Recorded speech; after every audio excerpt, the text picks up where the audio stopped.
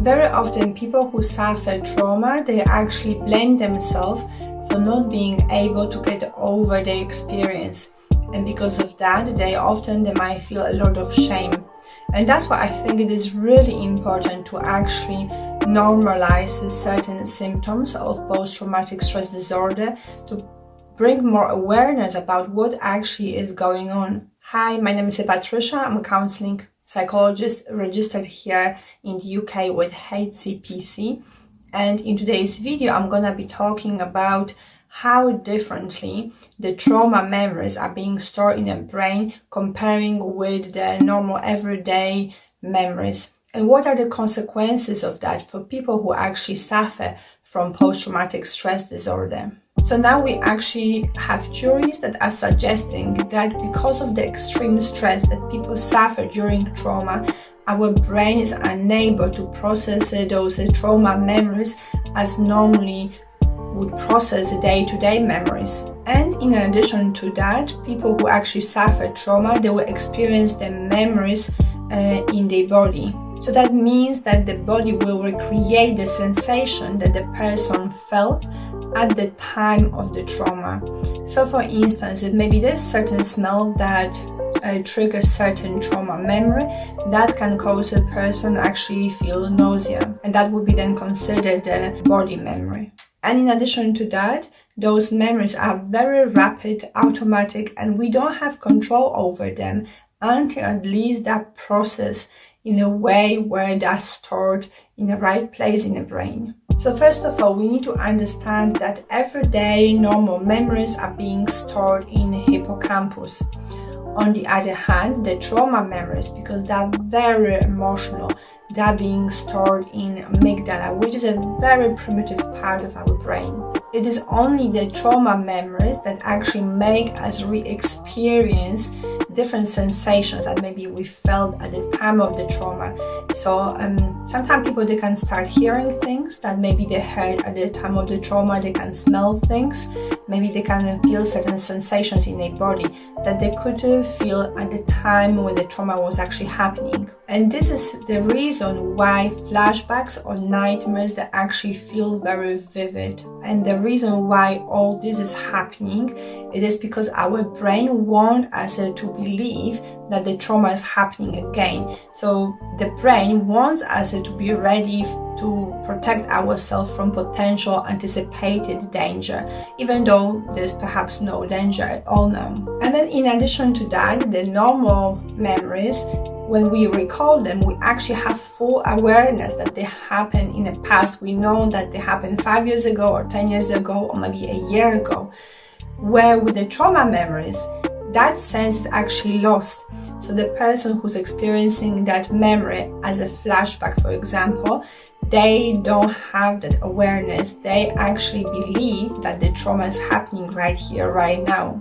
Another difference between everyday memory and trauma memory is that when we actually recall something from the past, which is just a normal memory, we have the ability to detach ourselves from the emotions or body sensations that maybe we felt at the time. On the other hand, when there is a trauma memory, the trauma memory comes with a full package. It comes with all the emotions and all the body sensations. So the person doesn't really have a choice, but the person needs to relieve everything, needs to feel all the emotions again and all the body sensations, which is really intense. And in addition to that, the everyday memories are being stored in hippocampus, and they will have a time and date tag. They're gonna be quite comprehensive, so we're gonna be able to recall the beginning and the end of the memory. There's gonna be some coherent narrative around this memory. On the other hand, the trauma memory very often doesn't have the time tag. There is also very less coherence. So those memories are very fragmented. So they're gonna be only pieces of information that it's very difficult sometimes for the person to put together. Very often people, they will actually get the events during the trauma confused, thinking that, oh yeah, that actually happened at the beginning, and then they will maybe later on they will realize that no, actually that could have not happen at the beginning. That must have happened maybe later towards the end of what has happened on that day. So because of that, those trauma memories, they can be actually very confusing as well to a person. And the fact that the everyday memories, they have a time and a date and a place, that means that gives us an awareness that actually that memory has happened in the past, where the trauma memory, because it doesn't have that place or time tag, that's why it feels as if it is happening now in the present time. Another difference between a trauma memory and everyday memory is that everyday memory, which is stored in hippocampus, can actually be updated. On the other hand, the trauma memory cannot be updated. So when, for example, maybe we had agreed with a friend that we're gonna meet them somewhere and the friend didn't show up, so that's gonna obviously be upsetting for us, and that's gonna be stored in hippocampus. And then maybe a week later, maybe we're gonna find out that the friend maybe had some emergency.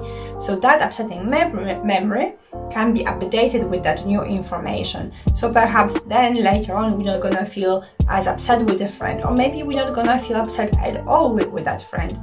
On the other hand, the trauma memory cannot be updated in that way. So if the person, for example, feels terrified maybe to go into a certain area because they maybe that's where they were abused, and maybe that's where the abuser lived, so even after the abuser maybe passed away, the person's still gonna be afraid to go to that area because the trauma memory cannot be updated with the information that the abuser passed away and he's not there. So that means now it's safe to go into that area. We don't have to experience a full-blown trauma to experience a flashback. So it might happen that maybe someone will have some very unpleasant argument with a neighbor, and that itself could cause the person to experience a flashback. So that means that the person will not only have a memory of what has happened, but they will also experience the emotions that they felt at the time of the argument. But those flashbacks normally they fade away maybe in a few days or maybe a few weeks. And if they don't, that's when they become problematic, because that's when they cause the person a lot of distress. Because the trauma memories are so vivid, so emotionally driven, because of that, our brain actually prepares us for the response to threat. So it prepares us to fight the potential threat, or to flight, so run away, or prepares to freeze, so submit to the threat. So what happens in that instance is that our body actually releases stress transmitters. So cortisol and adrenaline hormones are being released. And also what happens is that those stress hormones, they are deactivating hippocampus. And without actually hippocampus being active, we are unable to know whether the activated memory, it is actual memory from the past, or whether it is the actual event happening now. Another part of the brain that is being deactivated at the time of maybe flashback is the rational part of the brain, which is the frontal cortex. So means in that instant when we are at this extreme level of stress because of the cortisol and adrenaline, we are unable to think rationally. That means our responses to the threat, they're gonna be based only on our very primitive parts of the brain. And in some extreme cases, people, they can actually dissociate. That means they become so distant from the reality. So their mind, for example, can go completely blank. So in that case, they are unable to process any information. And I think with awareness of actually what's happening in the brain, what's happening in the body, and then realizing that actually many of the things that are happening to you at the time maybe of the flashback, at the time of the dissociation, is not in your control, until at least you go to the therapy and you process the trauma memories in a correct way. And I think that's why as well it is really important to actually let yourself be compassionate with yourself. In addition to that, compassion or self-compassion can actually regulate the threat system by stimulating contentment and soothing systems. So even perhaps learning about how the body works, how the mind works in context of trauma can help to maybe start working on developing compassion towards yourself,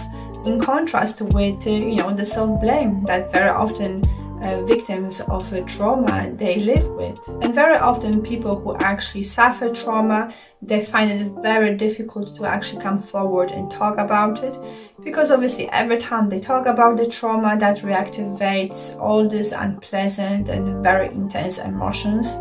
At the same time, they feel a lot of shame and self-blame, and that again it's going to be another obstacle why very often people they might be really avoiding coming to therapy. And I think also in context of flashbacks and nightmares, it is important to add that actually our brain is a threat focus. So that means that as humans, we cannot run really well. We don't have some extra vision, or our smell is just, we smell things, but it's nothing extraordinary. Same with the hearing.